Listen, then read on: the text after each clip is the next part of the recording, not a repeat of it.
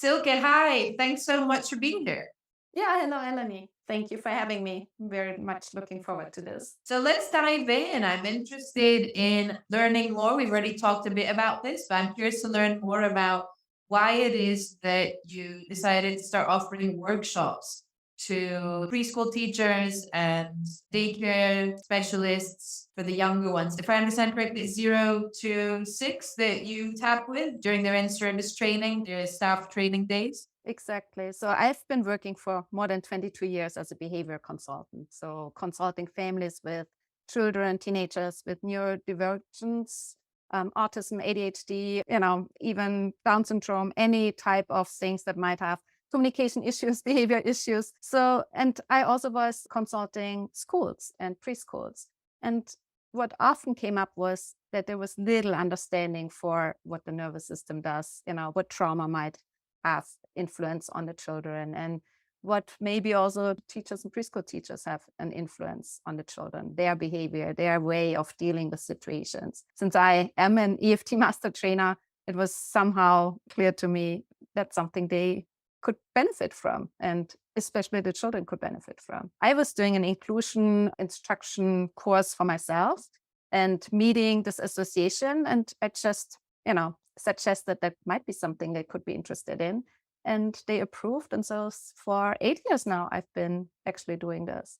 So providing these workshops and going through this association.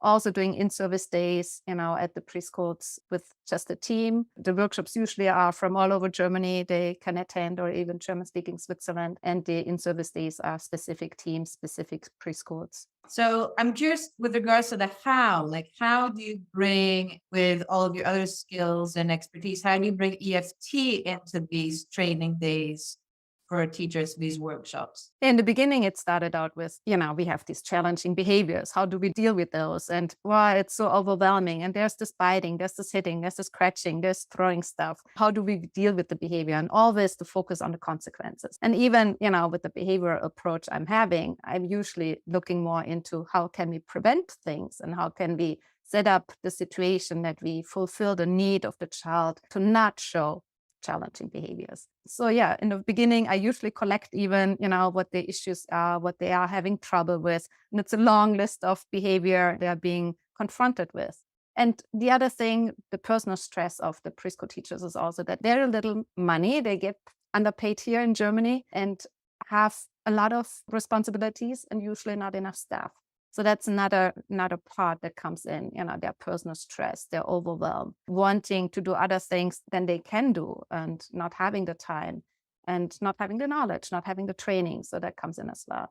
And so that's how EFT came in, I have the behavioral part, but on the other side, dealing with the stress, I know it works so well to tap, right? And to look at yourself and to see, okay, what does that with me if this child is spitting at me?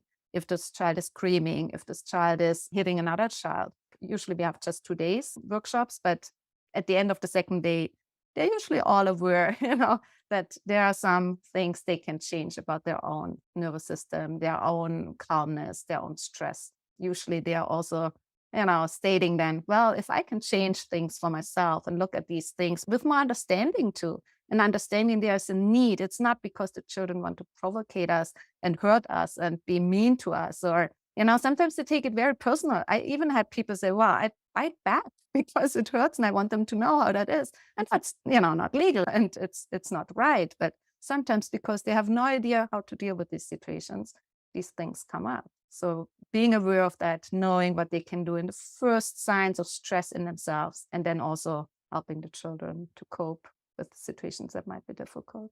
And in terms of results, like what results have teachers you've trained fed back to you after bringing it in for their own self-regulation and self-care and emotional well-being, and then filtering it out into tapping with the kids? Like what results have they got from that?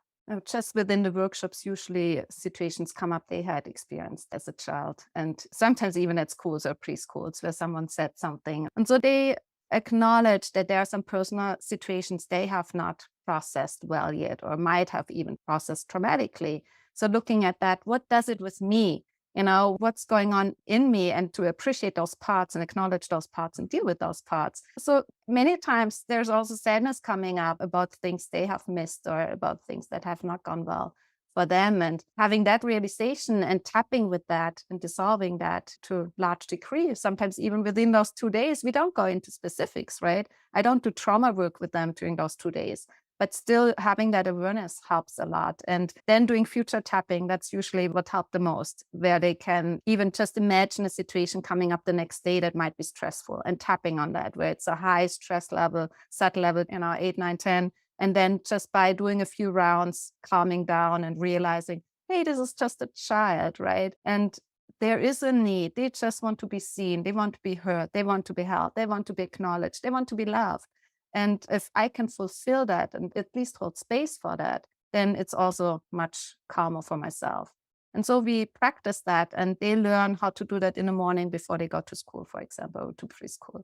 So they tap on themselves. We usually try to set up a few rituals where they either have like a jingle or even red light being count on the way to work, or each time a child starts to get louder, that they start doing a tapping round, either for themselves or with the entire group. And there are so many great songs. I mean, most of them are in English, but there are great songs they can just put on and do with the children. And, I have my tapping bear. So I usually show them what to do with that and, how they can engage the children with the stuffed animals or with the doll and do it together. So whenever they feel a stress coming up as an adult, they just do it for the entire group. And usually that helps the children to calm down too. And I'm curious, were those stickers on the tapping I bear? have Little Melody Learning Center. That's my company. I have little stickers with the logo on, right? These are notes because most of the children I'm working with, they like music. And so they can tap on these little notes. Got it. So they could then remember see where the points are in practice. Okay, cool. So it sounds basically like you work on identifying what are the triggers that sometimes can come up for a teacher that's actually their work to do from a behavior that might be a past memory from their time in education. And once they clear and neutralize that, or at least bring some awareness to it, and then they tap on thinking about the next day, the next week, going back to work and potential similar situation come up, it reduces the chance of them getting as triggered so that they can manage the situation in a more constructive way. Did I understand that correctly? Yeah, certainly. And the other thing is, sometimes they have issues within the team too, that maybe a colleague is not so nice, or they're just overwhelmed because they don't have capacities in time, or they have more responsibility to take on because someone is sick, and all these type of things. So also tapping for that, and even trying to get the entire team to be involved. So one can maybe remind the other, hey, I think something is coming up. Maybe there's some tension. Would you like to tap maybe a round? Or if you like, you can take a break and I take over, and then you could do a round of tapping for yourself. Or sometimes just doing a round with the children. I have lots of other exercises we implement as well. All these brain gym energy exercises we can implement, the crossover movements. And these are all things the children love. They love to do that. They have fun with that. Before we wrap up, Silke, is there anything else that you'd like to add? Oh, that's so fast. Time goes by so fast. We actually funded an initiative for colleagues of mine and myself to bring EFT more into schools, to reach more schools and more associations, to teach the teachers in the first place and preschool teachers, but then also that they either can pass it on to the children, or we can come in and teach the children as well, and also get the parents involved. Because we strongly believe if we start there with the children, with the teachers, preschool teachers, then there's so much more calmness and peace overall. And I'm convinced we wouldn't have war if everyone would learn that. So that's like one of my biggest goals, one of my biggest wishes, that everyone has EFT in their toolbox and can use it and apply it. I understand you also work one-to-one. You've got private practice as well. Do you want to talk a bit about that? I do one-on-one coaching with parents, with teachers, with individuals, with children too. So when working with parents, usually I'm working first with the parents and then with the child, but things come often up like anxiety, being afraid of going to school. Like I have one situation right now in my mind where a girl, 10-year-old, didn't want to go back into the gym because she got bumped into by two boys. And she thought they did it on intention. So she felt very hurt, and not only physically, but also emotionally. She didn't want to go back in there. So we tapped on that. We tapped on her fear. We dissolved the situation and went back into the moment where she experienced it, or shortly after. And then we also did the future tapping on that.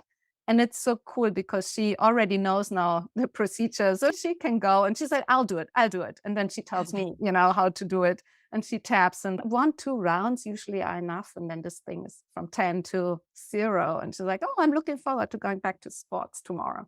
That's Yeah. so Oh awesome. my goodness. That's the amazing thing is when we get them young and we tap with them when they're young, they need less tapping. They don't have as much Totally. baggage Yeah. as the older ones or the adult because it's nipping it in the butt. Totally. Or, if they fall down, I had a little girl falling off the bike and I didn't know her. I was walking by and I saw her falling and like, would you like to try something? She was crying. She had her knee scratched and there are these magic points. And she's like, well, yeah. So we did that. And it wasn't even a round and she was already fine. Or another Yeah. child falling off the trampoline. I was like, I thought she really hurt herself. The neck looked a little weird in the beginning, but not even a full round. And she's like, oh, it's all good. So I usually want to keep tapping. Then the children are done. Yeah. And they're open. We don't have to tap on any suspicion, any doubt, any, like overthinking things. Already in their body. They're already open. They're feeling their emotions. We go straight to it. And it's like, it's just incredible. And one major example, maybe someone already heard me talking about that because for me, like that was the most intense experience tapping with a 9-year-old girl with Down syndrome. And I was doing behavior services with them, right? The parents already told me before she's crying so much in the car and screaming, and it's really hard to get her into the car. She usually doesn't want to. They have no idea what happened. She might have gotten hurt, but she couldn't talk. She couldn't tell. She just refused to go in the car. And it didn't matter if they went somewhere where it was fun or if they went to a therapy session or to school. So whenever they got into the car, she was screaming. So I started like the regular thing, approaching the garage where the car was and reinforcing single steps and getting her to open the car and standing there. But she didn't go into the car. And then a good friend of mine told me, well, did you try tapping with her? I was like, I didn't even think about it because I thought she's not understanding it. She's not imitating yet. And she seemed to not understand the process yet. And for me, at that point, it was in the very beginning when I started EFT, it was still that I thought it's more mentally, right? And so I started tapping on myself and I tried out if she would be okay with me leading her hand, which she was. So we tapped a few rounds and not even 2 rounds finished.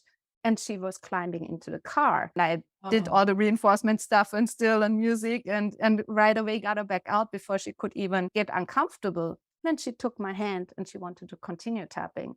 And from that moment on, it was dissolved. There was no more issue. And I didn't have the language, right? I didn't know what to really tap on. I just talked about things that might have happened. It's like, even though I might have burned myself in the hot seat, or even though I might have pinched skin when they closed the buckle of the seatbelt, or even though it might have been really boring and a long way, or even though I might have been going to a place I didn't want to go to. So all these things, I just tried it. And it Yeah. seemed to work. There it was clear to me, it's not mentally, it's not cognitive, it's really emotional. And that was a big eye opener for me, the situation. Oh my goodness, so inspiring, so inspiring. Thank you so much, Silke, for your time, sharing your experience here. And I really appreciate you also coming on here to help support spreading this information that this tool exists. A lot of people just don't know it exists. It's helping so many lives. So the more people can be aware of it, more people who are ready to give it a go and see if it can help them can also benefit. So thank you for helping Well, with supporting and raising awareness with that. yes, thank you for providing this platform and providing and having this interview. So thank you very much.